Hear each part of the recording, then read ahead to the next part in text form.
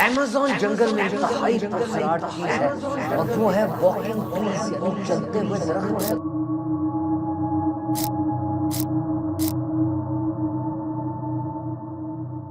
Amazon جنگل میں انتہائی پرسرار چیز ہے اور وہ ہے واکنگ ٹریز، یعنی چلتے ہوئے درخت۔ اس سے کیا مراد ہے؟ درخت اتنے بڑے بڑے اور ان کے پتے اتنے چوڑے ہیں کہ سورج کی روشنی جنگل کے فرش تک پہنچتی نہیں، وہاں اندھیرا رہتا ہے اور بارش کا پانی 10 منٹ تک نیچے فرش تک پہنچتا ہے۔ خلا سے کھینچی ہوئی تصویروں میں دکھائی دیا کہ ایمیزون میں سونے کی نہریں بہہ رہی ہیں۔ بی بی سی کی رپورٹ کے مطابق 2500 سال پہلے ایمیزون میں ایک قدیم شہر آباد تھا، اسے گارڈن سٹی کہا جاتا ہے، جس میں جدید سڑکیں، بلڈنگز اور سب کچھ تھا۔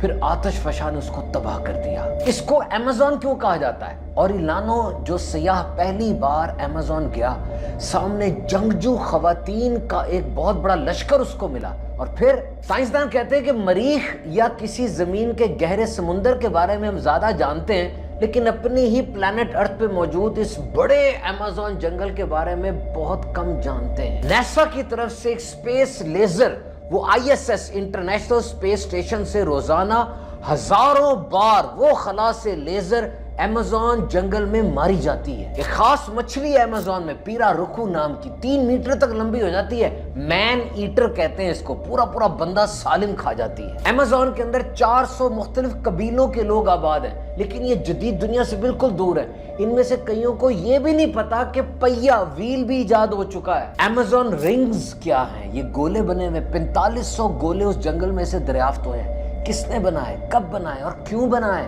ایمیزون بلیک گولڈ، یہ کالا سونا جس کی تلاش کے لیے پوری دنیا کی یونیورسٹیز کے لوگ وہاں جاتے ہیں، یہ کیا ہے اور اس کا کیا فائدہ ہے؟ دنیا کا سب سے بڑا جنگل ایمیزون 67 لاکھ سکوائر میٹر بڑا ہے جناب، اور یہ UK سے 28 گنا زیادہ بڑا ہے۔ دنیا کے 9 ممالک کے اندر پھیلا ہوا ہے۔ ایمیزون کو لنگز آف ارتھ یعنی زمین کے پھیپھڑے اور ارتھس ایئر کنڈیشنر کہا جاتا ہے۔ یہ زمین کا AC ہے، کیونکہ پوری دنیا میں جتنی آکسیجن پیدا ہوتی ہے اس کا 20% ایمیزون سے آتا ہے، اور بہت بڑا پورشن اس کا فائٹو پلانکٹن سے آتا ہے۔ یہ خاص قسم کا پودا ہے جس کی وجہ سے زمین میں آکسیجن آتی ہے۔ اور کیا آپ جانتے ہیں کہ پوری دنیا میں جتنے بھی جاندار ہیں، پودے ہیں، جانور ہیں، نباتات ہیں، ان کا 10% وہ ایمیزون میں موجود ہے، اور اوسطاً ہر 2 دن میں کوئی نئی نسل پودوں کی یا جانوروں کی وہ ایمیزون جنگل کے اندر دریافت ہو جاتی ہے۔ کیا آپ جانتے ہیں کہ کتنی بڑی گیلیکسی ہے ایمیزون؟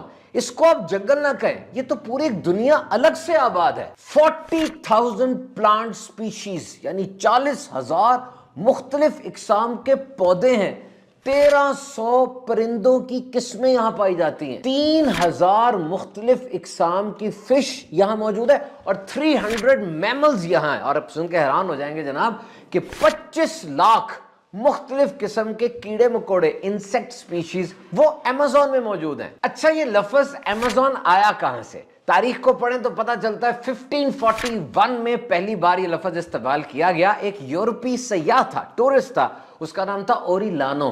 یہ گھومتا پھرتا آ گیا ایمیزون کے اس جنگل میں، یہ آیا تھا سونے اور مسالہ جات کی تلاش میں، اور یہاں پر اس کا مقابلہ بڑی فیئرس فیمل وارئرز سے ہوا، یعنی بڑی جنگجو قسم کی عورتوں کی ایک فوج تھی جس کا اس کو سامنا کرنا پڑا، اور اس نے ان خواتین کو ایمیزون کہا، اور یہ اس نے قدیم جو یونان کی کہاوتیں اور کہانیاں ہیں وہاں سے یہ لفظ لیا ایمیزون کا۔ اور سب سے پہلے جو دریا اندر سے گزر رہا ہے اس کا نام ایمیزون ریور رکھا گیا، اور اس کے بعد جو جنگل ساتھ موجود ہے اس کا نام ایمیزون رکھا گیا۔ اور ویسے تاریخ انسانی کو پڑھا جائے تو ایسا لگتا ہے کہ زیادہ تر ایمیزون کا جو جنگل ہے یا اس کا دریا ہے، اس کی طرف بڑے بڑے بادشاہوں کی نظر نہیں گئی، اور کسی نے اس کو آ کر آباد کرنے کی یا سیپریٹلی اپنی راج دہانی کنگڈم بنانے کی کوشش نہیں کی۔ اور حیران کن دریافت یہ ہے کہ نیسا نے کچھ خلا سے تصاویر کھینچی ہیں ایمیزون ریور کی، ایمیزون جنگل کی،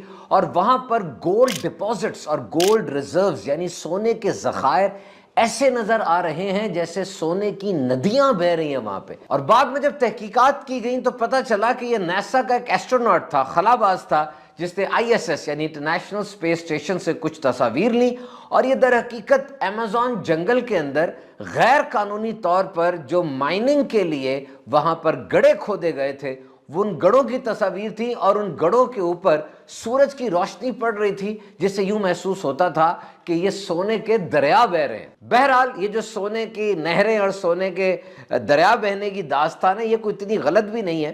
یہ پیرو ایک ملک ہے، ایمیزون اس کے اندر بھی موجود ہے، اور یہ گولڈ ایکسپورٹ کرنے والے ممالک میں شامل ہوتا ہے۔ یہاں پر غیر قانونی مائننگ بہت کی جاتی ہے، حکومت نے بہت سے اسٹرنجنٹ لاز ریگولیشنز وہ بھی پروملگیٹ کیے، لیکن اس کی روک تھام اتنی ہو نہیں پا رہی۔ بہرحال وہاں پر سونا نکالنے کی جو مائننگ اور دیگر گیس، کوئلہ اور دیگر چیزوں کو نکالنے کے لیے جو کوششیں کی جاتی ہیں، اس سے ایمیزون کے نیچرل جو ایفیکٹس ہیں، جو وہاں پر فارسٹ ہے، اس کو بہت زیادہ نقصان پہنچتا ہے۔ اور دو اور چیزیں جو اس ٹراپیکل فارسٹ کے لیے بہت زیادہ خطرناک ہے، ایک تو شہر کی حدود بڑھ رہی ہے، اور شہر کو بڑھانے کے لیے پھر درختوں کو کاٹنا پڑتا ہے، اور ویسے بھی ہمارے ملکوں کے اندر بھی ولیجز کو کاٹنا پڑتا ہے، اس کے اندر کالونیز بن جاتی ہیں، انڈسٹری آ جاتی ہے، اور پھر مشکل ہوتا ہے۔ اور ایمیزون کے اندر کیٹل رینچنگ یعنی وہاں پر بڑے بڑے مویشیوں کے باڑے بنانے کے لیے بھی ایک بہت بڑی تعداد میں درختوں کو کاٹا جاتا ہے، اور ایمیزون وہ ختم ہوتا چلا جا رہا ہے۔ پروفیسر کرس رابنز جو کہ یونیورسٹی آف ایریزونا کے اندر جیولوجی کے پروفیسر، ان کے مطابق ہمیں خلا میں موجود مریخ کے بارے میں زیادہ پتا ہے، اور کسی بھی گہرے سمندر کی تہہ کے بارے میں زیادہ پتا ہے، لیکن اس عظیم الشان جنگل یعنی ایمیزون کے بارے میں اتنا نہیں پتا۔ تو اب اس انویسٹیگیشن کو، اس تحقیق ریسرچ کو آگے بڑھانے کے لیے نیسا نے ایک بڑا زبردست اقدام اٹھایا۔ انہوں نے اسپیس لیزرز کے ذریعے اس پورے فارسٹ کی میپنگ کرنے کی کوشش کی، اور اس کے لیے GEDI global eco system dynamics investigation نام کی ایک لیزر روزانہ ISS سے مراد یہ انٹرنیشنل اسپیس اسٹیشن ہے، یہ خلا میں ایک جگہ ہے، جس طرح بسوں کے لیے لاری اڈا ہوتا ہے، اور ٹرین کے لیے اسٹیشن ہوتا ہے، اور ہوائی جہاز کے لیے ہوائی اڈا ہوتا ہے، ایئرپورٹ ہوتا ہے، اسی طریقے سے خلا کے اندر ایک ISS ہے، انٹرنیشنل اسپیس اسٹیشن ہے۔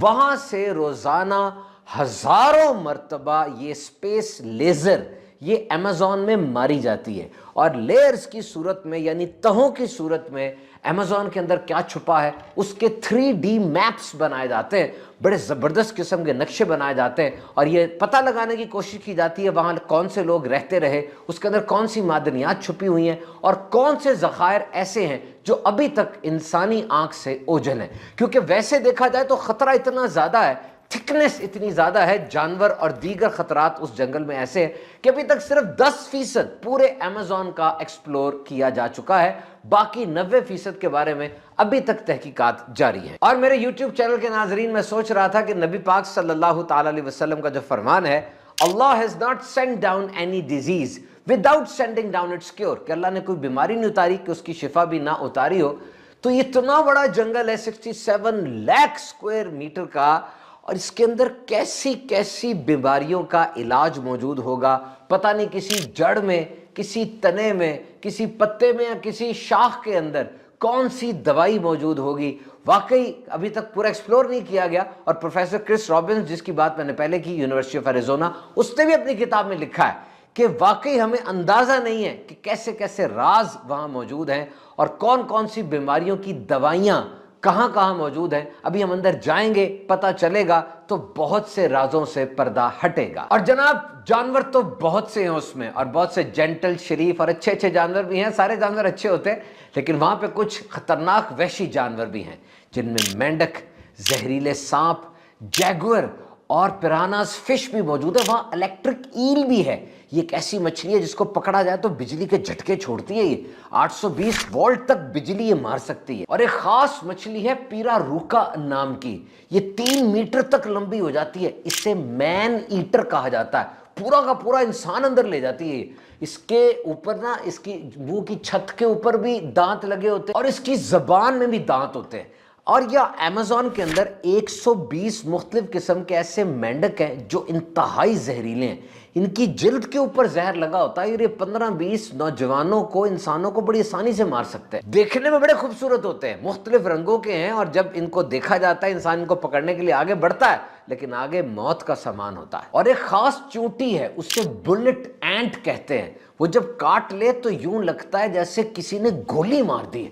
اور وہاں پر جو فنجائی ہے اور دیگر جو چیزیں موجود ہیں، جو آب و ہوا ہے، سائنسی تحقیق عجیب بات بتاتی ہے کہ وہ ہوا جب ان چونٹیوں کے اندر جاتی ہے، چونٹیوں میں ناک نہیں ہوتا، ان کے پورے جسم میں چھوٹے چھوٹے ہولز ہوتے ہیں جس کے ذریعے یہ ریسپریشن، سانس لینے کا عمل کرتے ہیں.